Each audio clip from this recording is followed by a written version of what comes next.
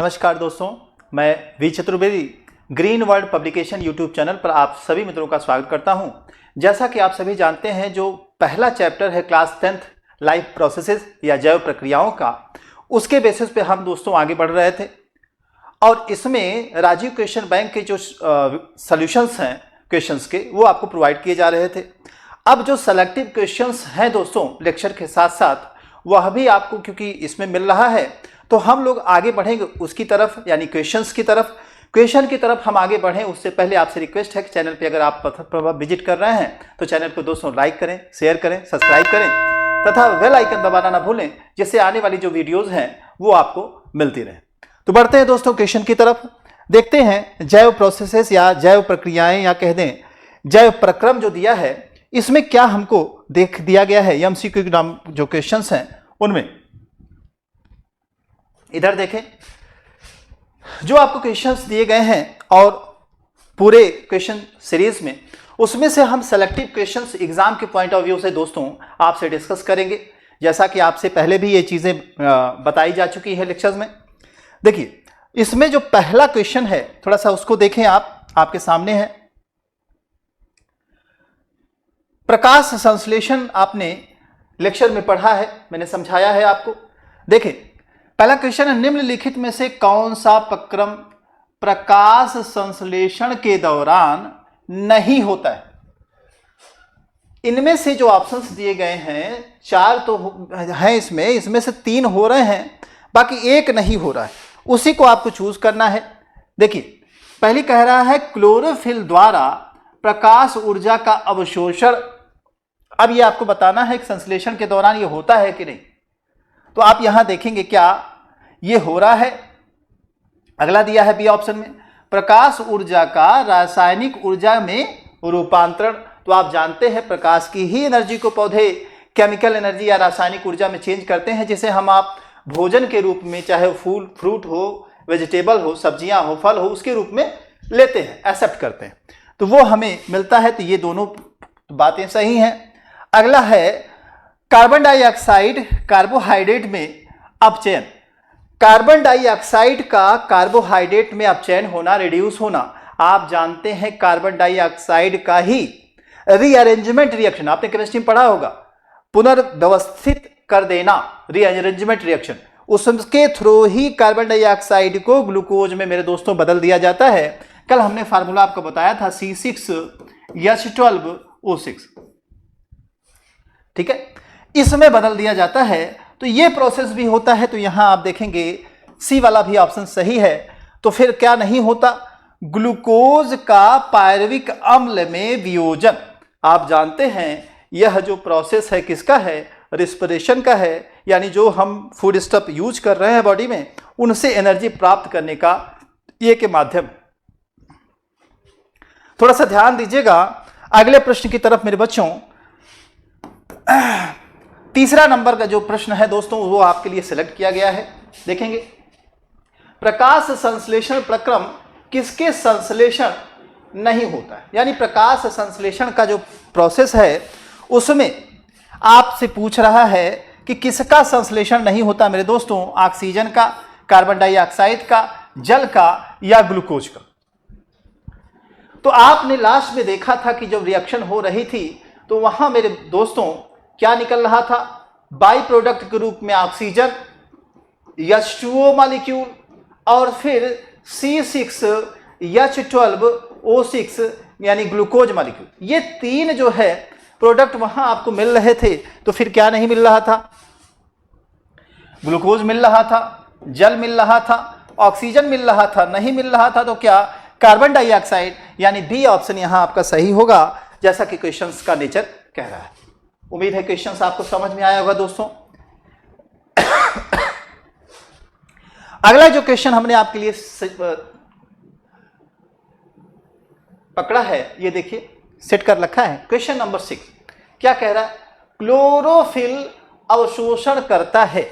आपको कल ही यानी पिछले लेक्चर में ही हमने आपको कंसीडर किया था और बताया था कि जो क्लोरोफिल है वह क्या अवशोषित करता है। यह प्रश्न आपके सामने है। तो क्या अवशोषित करता है मेरे दोस्तों, जल का अवशोषण करता है, प्रकाश ऊर्जा का, खनिज लवण का या ऑक्सीजन का।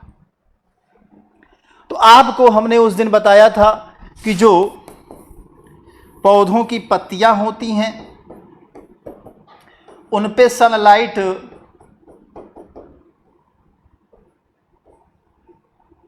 पड़ती है।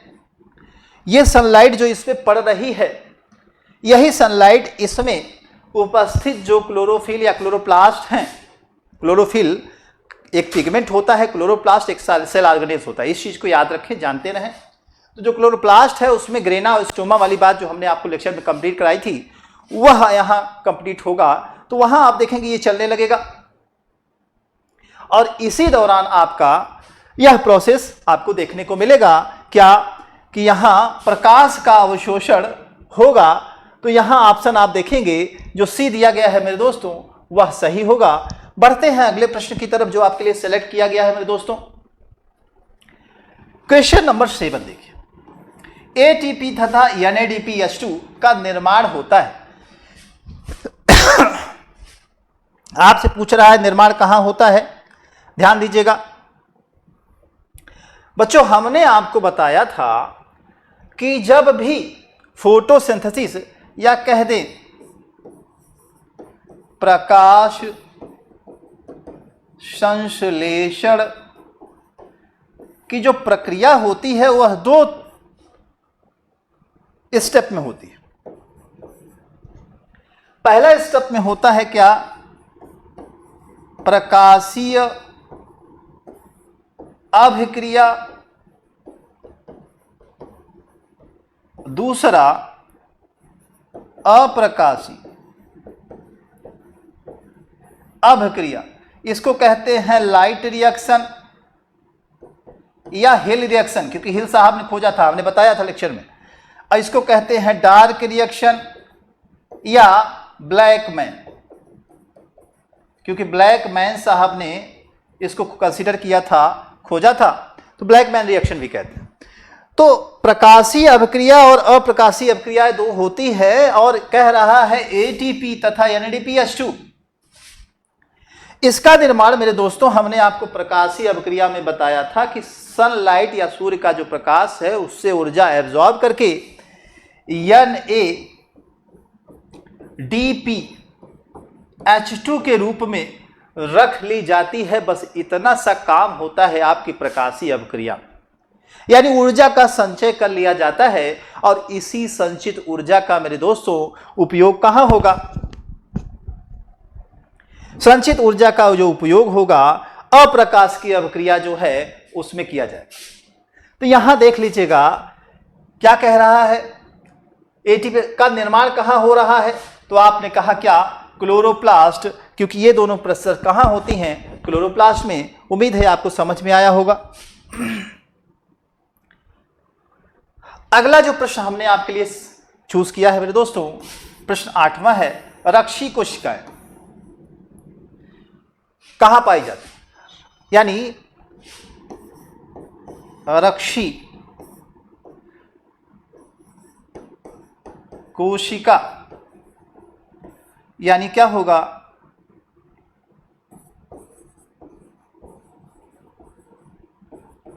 Guard cell. आप जानते हैं जो रक्षी कोशिका है या गार्ड सेल है उसका काम क्या होता है, थोड़ा सा देखिएगा।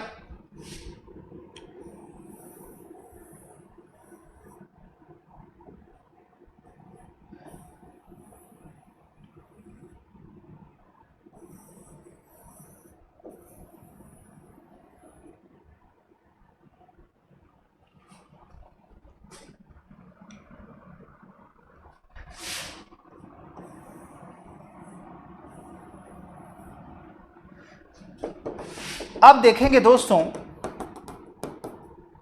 ये वाला जो हिस्सा है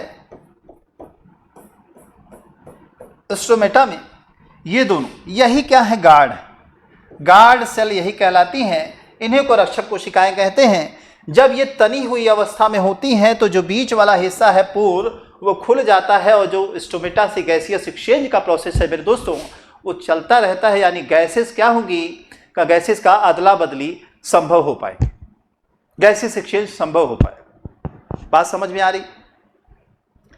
तो यहां गार्ड सेल्स हैं, क्या कह रहा है, ये कहां पाई जा रही हैं? तो यहां देखिए मेरे दोस्तों स्टोमेटा दिया गया है, तो यहां स्टोमेटा आपका आंसर में भी है, तो बी ऑप्शन आपका सही होगा। उम्मीद है ये प्रश्न आपको क्लियर हुआ होगा। तो ये यहां हमने कुछ प्लस सेलेक्ट किए थे आपके लिए। बढ़ें दोस्तों अगले पेज पर, देखें वहां भी आपके लिए कुछ अच्छे प्रश्न हमारे द्वारा सेलेक्ट किए गए हैं। क्वेश्चन बैंक में बहुत अच्छे प्रश्न आपके लिए सिलेक्टेड हैं दोस्तों, आप निश्चित उससे पढ़ करके अच्छे स्थान पा सकते हैं एग्जाम में। मेहनत करिए, चीजों को सीखिए। कोई क्वेश्चंस नहीं समझ में आता, कोई क्वेरी है तो आप कमेंट बॉक्स में अपने कमेंट्स छोड़ सकते हैं। बड़े दोस्तों क्वेश्चन की तरफ, क्वेश्चन क्या कह रहा है? पहला क्वेश्चन है क्लोरोप्लास्ट के ग्रेना में किसका निर्माण होता है? अभी आप पढ़ करके आ रहे हैं क्या? एटीपी और NADPH2, क्योंकि ग्रेना में ही तो क्या होती हैं? प्रकाशीय अभिक्रिया। प्रकाशीय अभिक्रिया इसी ग्रेना वाले हिस्से में होती है। तो मेरे दोस्तों आप देखेंगे ऑप्शन ए पहले क्वेश्चन में सही हो जाएगा। ठीक है, बढ़ते हैं दोस्तों अगला क्वेश्चन जो आपके लिए सेलेक्ट किया गया है, क्वेश्चन नंबर 10। क्या कह रहा है? पादपों में वायु प्रदूषण कम करने की प्रक्रिया। आप जानते हैं कि प्लांट या पौधे ही एकमात्र ऐसे जीव हैं जो प्रकाश संश्लेषण की प्रक्रिया के द्वारा ऑक्सीजन एनवायरमेंट में छोड़ते हैं। और यही जो ऑक्सीजन छोड़ते हैं यही एनवायरमेंट को क्या करता है? प्योर करता है। तो यहां जो प्रश्न दिया गया है उसमें आप देखेंगे प्रकाश संश्लेषण या फोटोसिंथेसिस वाली प्रोसेस कंसीडर की जाएगी। यहां ये ऑप्शन आपका जो बी दिया गया है क्वेश्चन नंबर 10 में, वो क्या होगा मेरे दोस्तों? सही होगा।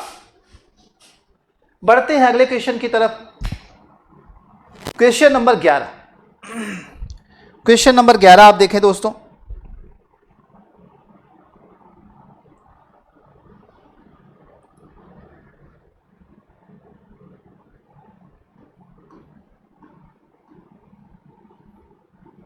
हरित लवक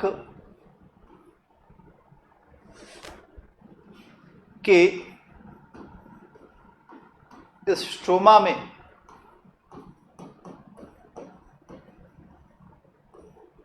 कौन सी प्रक्रिया होती है? तो आपने अभी थोड़ी देर पहले क्वेश्चन डिस्कशन में ही देखा था, क्या अप्रकाश की जो अभिक्रियाएं होती हैं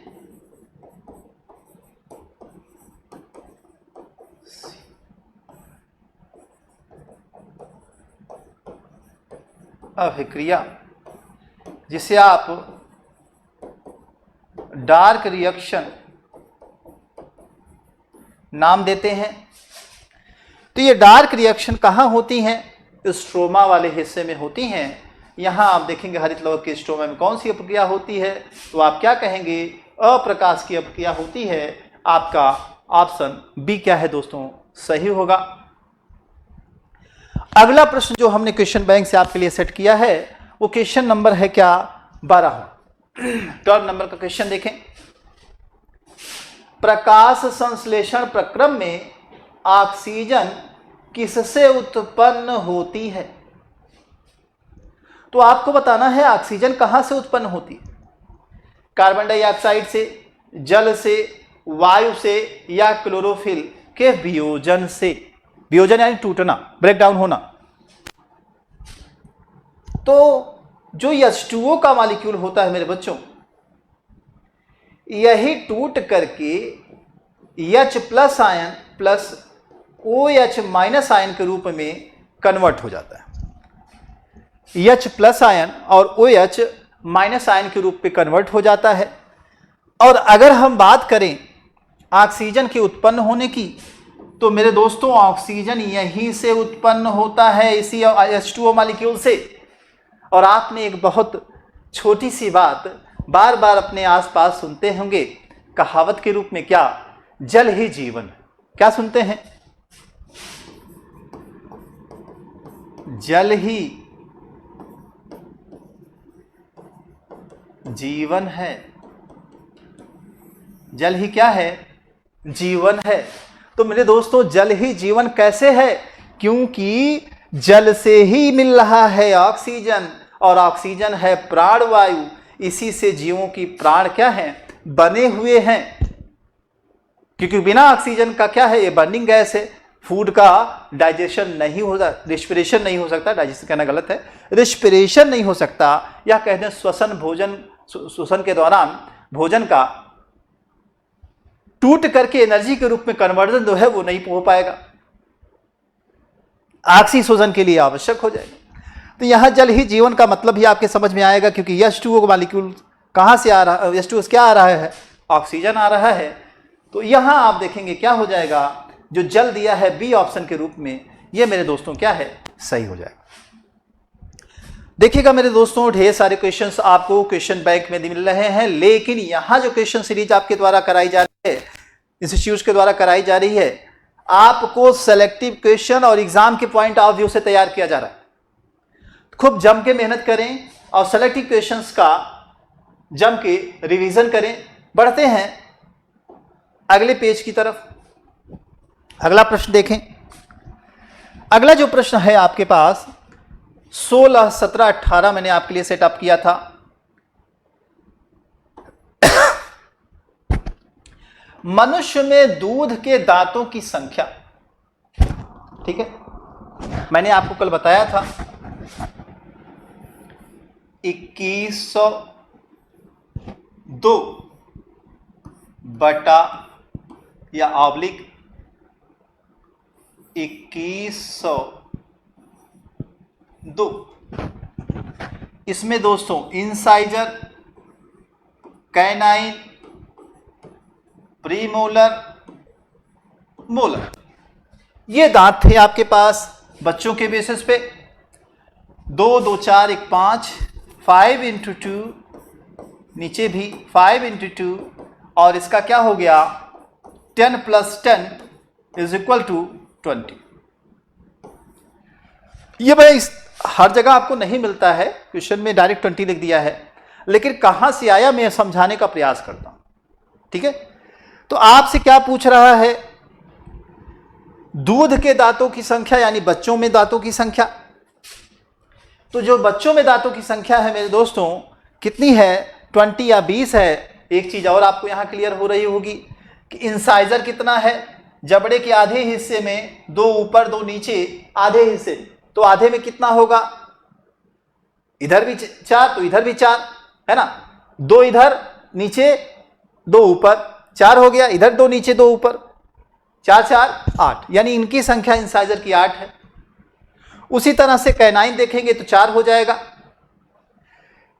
प्रीमोलर है ही नहीं, और मोलर की बात करें तो वो भी क्या हो जाएगा, 8 हो जाएगा। यह बच्चों में दूध के दांत की बात हो रही है। बढ़ते हैं अगले प्रश्न की तरफ। यहां समझ में आ गया है ना बच्चों, कोई दिक्कत होगी तो कमेंट बॉक्स में पूछेगा जरूर। 17 नंबर का क्वेश्चन है, यकृत स्रावित करता है, इंपॉर्टेंट है। यकृत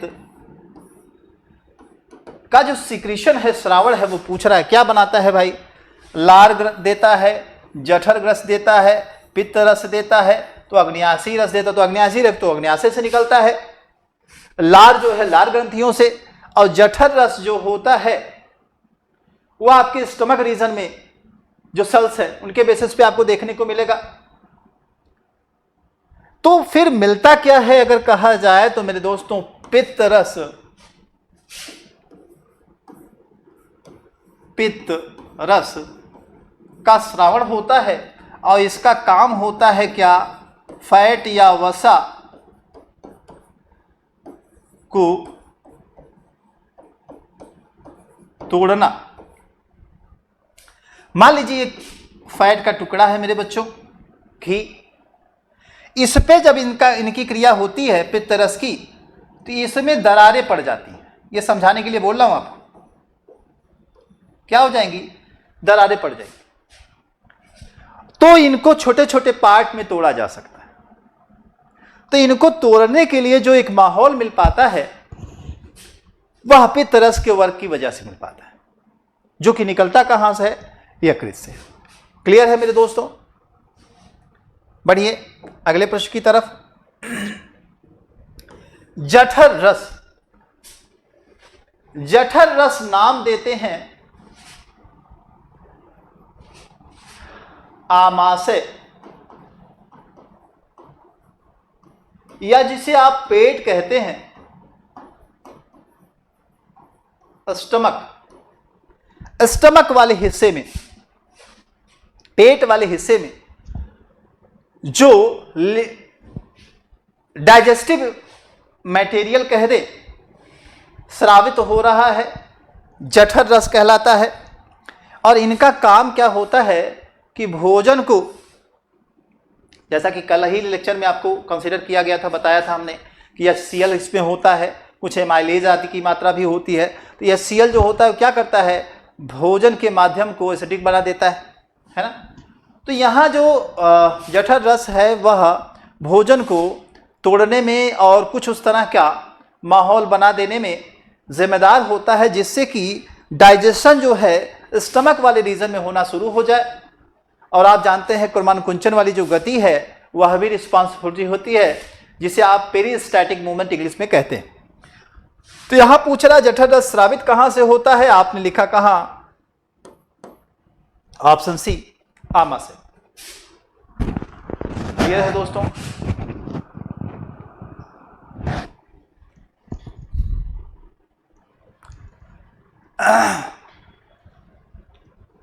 चले अगले क्वेश्चन की तरफ।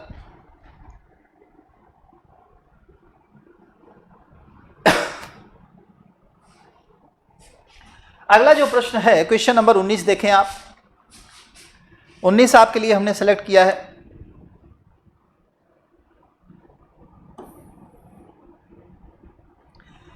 निम्न विटामिन में से कौन सा जोड़ा जल में घुलनशील होता है?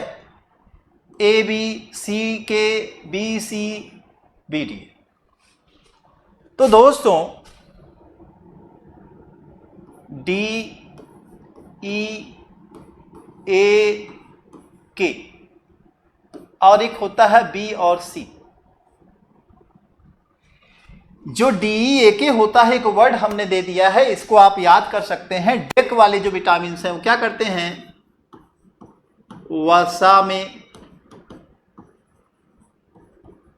घुलनशील होते हैं। लेकिन वहीं बी सी की बात करें तो ये क्या होता है? पानी में घुलनशील होता है। क्लियर है? तो आपसे पूछ रहा है कौन सा विटामिन, तो आप यहां देख लीजिए मेरे बच्चों। विटामिन बी और सी ऑप्शन बी में दिया गया है, तो यही सही हो जाएगा। इसे अपने दिमाग में सेटअप कर लीजिए। इनसे क्वेश्चंस कई बार बने हुए हैं कि वसा में घुलनशील विटामिन कौन सी है या फिर जल में घुलनशील विटामिन। यही कारण होता है कि जो हरी सब्जियां होती हैं उसमें बी और सी विटामिन नष्ट हो जाता है, पानी के साथ घुल के बाहर चला जाता है। इसी वजह से आपको मना किया जाता है कि सब्जियां काट करके न धुलिए। कब धुलना है?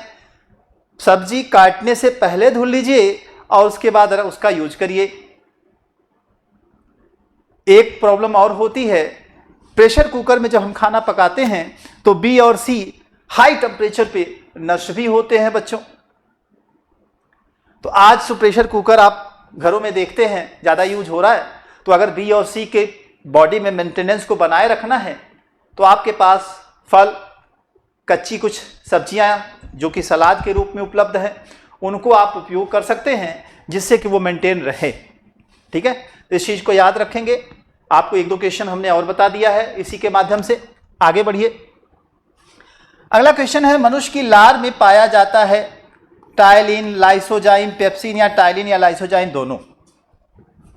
तो लार में सही मायने में देखा जाए तो टाइलिन और लाइसोजाइम ये दोनों एंजाइम मेरे दोस्तों पाया जाता है। लाइसोजाइम कार्बोहाइड्रेट पाचक एंजाइम है, जैसा कि मैंने बताया भी है इसको। उसी तरह से टाइलिन भी क्या करता है, डाइजेशन में हेल्प करता है, और माउथ पोर्शन से ही डाइजेशन क्या है, शुरू हो जाता है। तो यहां ऑप्शन क्या है, डी वाला सही हो जाए। क्वेश्चन नंबर 21 देखें, 21। आहार नाल के पेशीय संकुचन को कहते हैं, अभी मैंने बताया था, आहार नाल के पेशीय संकुचन को क्या कहते हैं मेरे दोस्तों, यही वह गति है, कौन सी, क्रमानुकुंचन। क्रमानुकुंचन, इसी को पेरियास्टैटिक मूवमेंट के बेसिस पे हमने आपको कहा था कि इंग्लिश में पेरियास्टैटिक मूवमेंट कहते हैं। अब आप कहेंगे तो ये तो स्टमक में भी कहा था हमने। दोस्तों ये जो फूड पाइप है उसमें भी होता है और स्टमक रीजन में भी यह प्रोसेस होता है, जिससे भोजन को पीस करके लुगदी जैसा बनाया जाता है, जिससे पाचन में हेल्प मिलती है और इंटेस्टाइन जैसे पतले रास्ते से वह गुजर पाता है, क्योंकि लुगदी जैसा भोजन ही आगे बढ़ सकता है। तो इस क्वेश्चन में आंसर क्या मिल गया मेरे दोस्तों, क्रमानुकुंचन, ऑप्शन बी के रूप में। अगला प्रश्न जो आपके सामने है देखें, क्वेश्चन नंबर 22। मनुष्य में लार ग्रंथियों की जो संख्या है वो कितनी है, आपको पिछले लेक्चर में बता चुका हूं। जोड़ी में 3 और संख्या में कितनी दोस्तों, 6।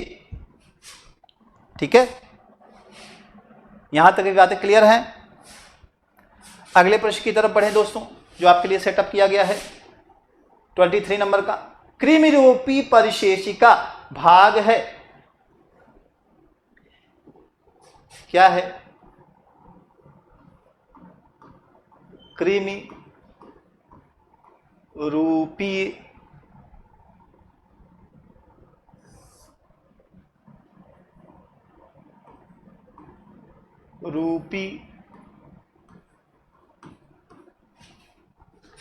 परिशेषिका क्या है, भाग है या हिस्सा है, किसका, छोटी आंत का, बड़ी आंत का, अग्न्याशय का या ग्रसनी का। तो दोस्तों जब आप छोटी आंत बड़ी आंत का डायग्राम देखेंगे तो कुछ इस तरह से आपको मिलेगा स्ट्रक्चर।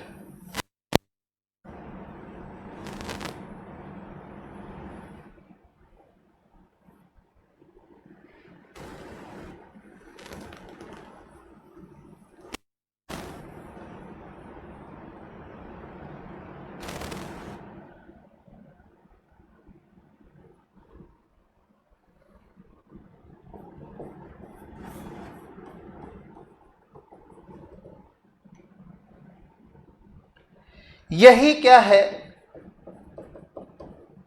मलाशय, मलाशय वाला हिस्सा है। और ये जो आपने अभी दिखाया है यही क्या है, बड़ी आंत, लार्ज इंटेस्टाइन।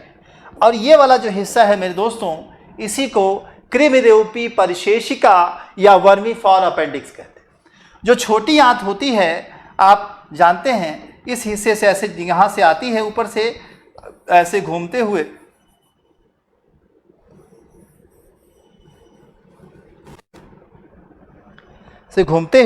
इस रास्ते से आप देखेंगे आगे बढ़े। तो कृमिरूपी जो परिशेषिका है, वर्मीफॉर अपेंडिक्स है। आप कहते हैं कि अपेंडिक्स का रोग इस व्यक्ति में है या अपेंडिक्स की प्रॉब्लम हो गई है, तो उसमें होता क्या है, एक्चुअली अपेंडिक्स का हिस्सा कभी हुआ करता था भोजन के पाचन के लिए, किसके, ग्रेनरी के लिए, या कह दें सेलुलोज,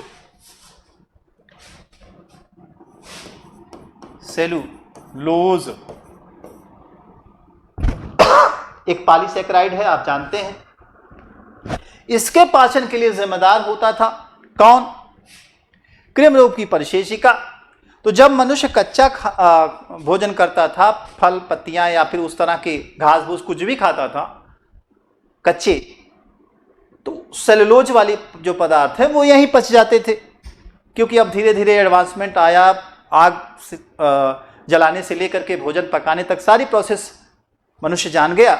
तो आगे की प्रक्रिया में क्या हुआ कि मनुष्य में भोजन पका के खाने की वजह से सेलुलोज के पाचन की जो व्यवस्था है वो धीरे धीरे कम होने लगी। बहुत कम सेलुलोज की मात्रा मनुष्य के भोजन में जाने लगी। तो इस तरह से यहाँ का जो काम है किरणों की परिशेषिका या अपेंडिक्स का, वो समाप्त हो गया। तो जेनेटिकली ये दोस्तों बनता तो है, लेकिन इसका यूज खत्म हो जाने की वजह से अब यह क्या है, इनएक्टिव फॉर्म में हो गया है। इसी वजह से इसको वेस्टिजियल या अवशेषी अंग,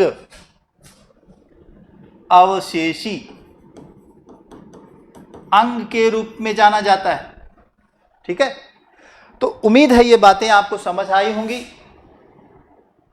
तो किसका हिस्सा है मेरे बच्चों, यहां आप देख पा रहे हैं बड़ी भात का हिस्सा है, यहां ऑप्शन सी में आपको दिया गया है। उम्मीद है आपको समझ में आया होगा। अगली स्लाइड जो है उसकी तरफ हम बढ़ते हैं। अगला जो क्वेश्चन हमने आपके लिए सेट कर रखा है, क्वेश्चन नंबर 30, ग्लाइकोलिसिस के अंत में कितने एटीपी अणुओं का निर्माण होता है। तो जो श्वसन वाली क्रिया होती है, श्वसन, श्वसन में दो तरह का होता है, आक्सी और अनाक्षी श्वसन। आक्षी और अनाक्षी श्वसन। तो मेरे दोस्तों जो आक्षी श्वसन है, आक्सी का मतलब ऑक्सीजन की उपस्थिति में होने वाला श्वसन प्रक्रिया, अनाक्षी का मतलब जिसके लिए ऑक्सीजन की कोई आवश्यकता ना हो। इसमें ऊर्जा की मात्रा कम निकलती है अनाक्षी में, जबकि ऑक्सी में क्या है, ऊर्जा की मात्रा ज्यादा निकलती है।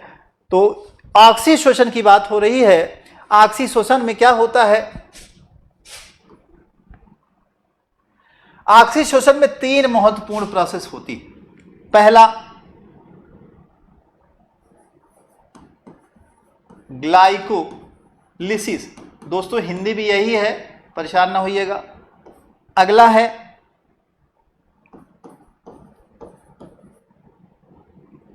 क्रेब्स साइकिल, और लास्ट है इलेक्ट्रॉन ट्रांसपोर्ट सिस्टम। ये 3 प्रोसेस होता है। किसी भी ग्लूकोज मॉलिक्यूल को पायरुविक अम्ल में तोड़ना, फिर और तोड़ना, उनसे ऊर्जा प्राप्त करने के लिए इन प्रोसेस को करवाना होता है। इस श्वसन में यही होता है। तो पूछ रहा है कि ग्लाइकोलिसिस वाली प्रोसेस में कितनी ऊर्जा मिलती है। तो ग्लाइकोलिसिस में एक्चुअली दोस्तों बनती तो है कुल 4 एटीपी, लेकिन इस प्रोसेस को चलाने में 2 एटीपी का क्या है, यूटिलाइजेशन हो जा चुका होता है, जिससे अगर शुद्ध लाभ देखेंगे तो 2 एटीपी का ही क्या है, लाभ होता है। तो यहां आप देखेंगे क्या होगा, रिजल्ट में पहला ऑप्शन ही सही हो जाएगा। उम्मीद है आपको प्रश्न समझ में आ रहा होगा। बढ़े अगले प्रश्न की तरफ। क्वेश्चन नंबर 31 क्या कह रहा है, पादपों में जाइलम का कार्य। तो मैंने दोस्तों पहले ही बताया था, जाइलम जैसा कि नाम से ही जा रहा है, जा से जल, ठीक है, जल जो है ले जाने का काम किसका है, इनका है मेरे दोस्तों, यानी जाइलम का है। क्लियर है। यहां देख लें, जल का परिवहन जो है वो जाइलम करती हैं। हालांकि जाइलम हो या फ्लोएम हो, फ्लोएम फूड ले जाता है, आप जानते हैं। जाइलम और फ्लोएम 4 तरह की कोशिकाओं से मिलकर के बने हैं। तो इनके कंपोनेंट्स के बारे में भी आपको डिस्कस करना है। नेक्स्ट जो क्वेश्चंस सेटअप हम कर रहे हैं उसमें हो सकता है कि उसको भी हम शामिल करें। जैसा होगा आपसे डिस्कस होगी। माफ करिएगा दोस्तों। देखिएगा 32 नंबर का क्वेश्चन, पौधों में जड़ों द्वारा अवशोषित जल खनिज लवण का परिवहन होता है। अब ये देखिए, जल कह रहा है और खनिज लवण, तो आप जानते हैं जल के साथ साथ खनिज लवण यानी मिनरल्स किसके द्वारा मूव आउट करते हैं। तो मेरे दोस्तों जाइलम के द्वारा, ऑप्शन ए में ही सही दिया गया है। ठीक है, अगले क्वेश्चन की तरफ देखिए 33, पादपों में जल के परिवहन के लिए होता है क्या, जाइलम। ये तीनों प्रश्न क्या है, 3-4 प्रश्न एक साथ हैं जो कि जिनका की आंसर जाइलम होना है। मैंने आपको क्वेश्चंस को दिखाने के लिए इसको ले लिया कि ये घुमा करके आपको ऐसे क्वेश्चंस पूछा जा सकता है, जिसके लिए आप तैयार रहें। अगला जो पोर्शन है देख लीजिए दोस्तों, 36, 37, 38 इस तरह के क्वेश्चंस का हमने जो सेट किया है, देखें।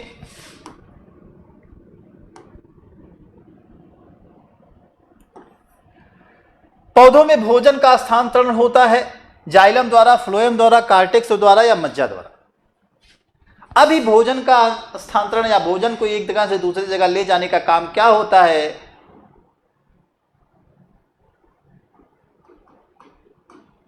फ्लोएम। फ्लोएम के द्वारा यह काम किया जाता है, जो कि ऑप्शन बी में आपको दिया गया। हमने अभी आपको डिस्कस किया था फ्लोएम।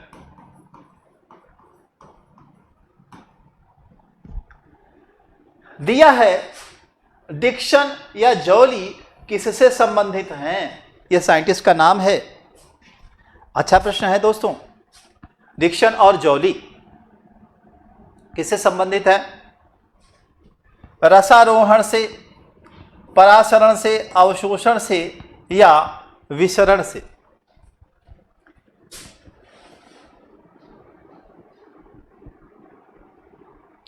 अवशोषण आप जानते हैं, क्या किसी चीज का एब्जॉर्ब होना। परासरण और विसरण, परासरण जिसे आप क्या कहते हैं? डिफ्यूजन। इसमें क्या होता है? हायर कंसंट्रेशन से लोअर कंसंट्रेशन की तरफ मॉलिक्यूल का मूवमेंट होता है। आपके पास पैसा कम है, आपने पापा से पैसा मांगा, पापा के पास पैसा ज्यादा है या है तभी आपको देंगे, तो क्या है? ज्यादा वाली जगह से कम वाली जगह की तरफ मटेरियल का आना क्या है? परासरण है। तो ये हाई कंसंट्रेशन से लो की तरफ हमेशा क्या होगा? मूवमेंट होगा। हालांकि उस प्रोसेस को कहेंगे नहीं, आपको याद करने के लिए मैंने ये बताया। आगे देखिए, विसरण। जो विसरण होता है इसे डिफ्यूजन ऑस्मोसिस कहते हैं। सर देखिए, उल्टा हो रहा है।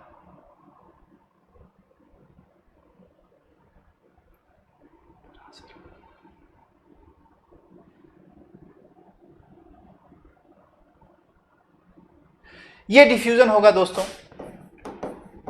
जो हमने बताया ये होगा।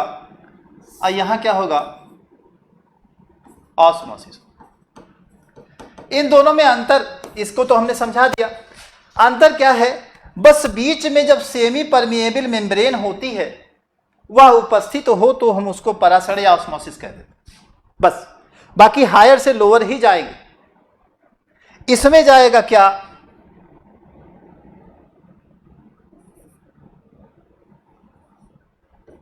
सॉल्यूट या कह दे विलेय। और इसमें क्या जाएगा? विलायक या सॉल्वेंट।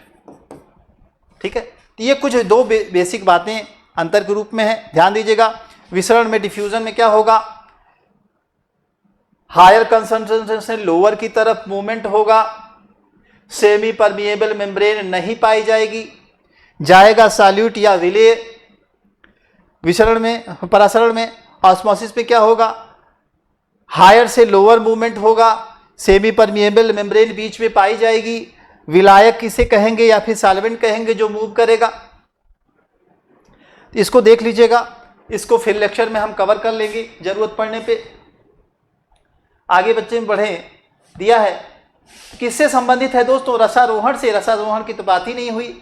रसारोहण क्या है? ट्रांसपिरेशन कहलाते हैं। ओश की बूंदों के रूप में पत्तियों पे जो पानी इकट्ठा होता है वही क्या है? रसारोहण है ना। इसको याद रखें। स्वस्थ मनुष्य के सामान्य वायु दाब जो है, सामान्य रक्त दाब कितना होता है? तो याद रखेंगे कि कितना होगा?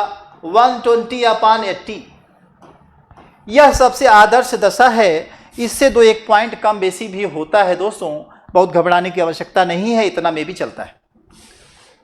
बढ़ते हैं अगले प्रश्न की तरफ। मानव के हृदय में कोष्ठकों की संख्या, कितने कोष्ठक होते हैं? कितने चैम्बर हैं? हार्ट।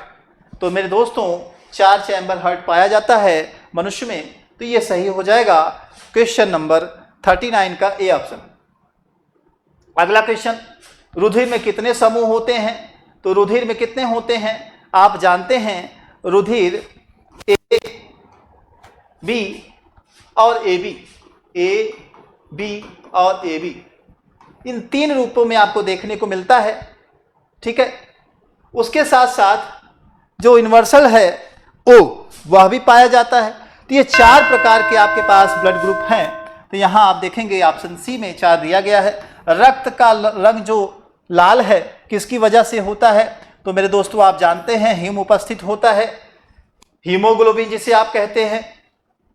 लसिका नहीं पाई जाती, तो लाल रुधिर कणिकाएं जो हैं ऑप्शन ए, इसमें लसिका नहीं पाई जाती। मनुष्य में वृक्क या तंत्र का भाग जो संबंधित है, तो वृक्क किससे संबंधित है? उत्सर्जन से संबंधित है, फीकल मैटर को बॉडी से निकालने से संबंधित है। ये कुछ अच्छे क्वेश्चंस हैं जो कि सेलेक्ट किए गए थे दोस्तों। इसी के साथ दोस्तों यह पोर्शन आपका कंप्लीट होता है। मिलते हैं आपको नेक्स्ट लेक्चर में। आगे बढ़ने से पहले, नेक्स्ट लेक्चर में आपसे मिलने से पहले, चलते चलते दोस्तों green World Publication YouTube channel को आप लाइक करें, शेयर करें, सब्सक्राइब करें, बेल आइकन भी दबा लें, जिससे कि आने वाली जो वीडियोस है दोस्तों आपको मिलती रहे। मिलते हैं नेक्स्ट वीडियो में।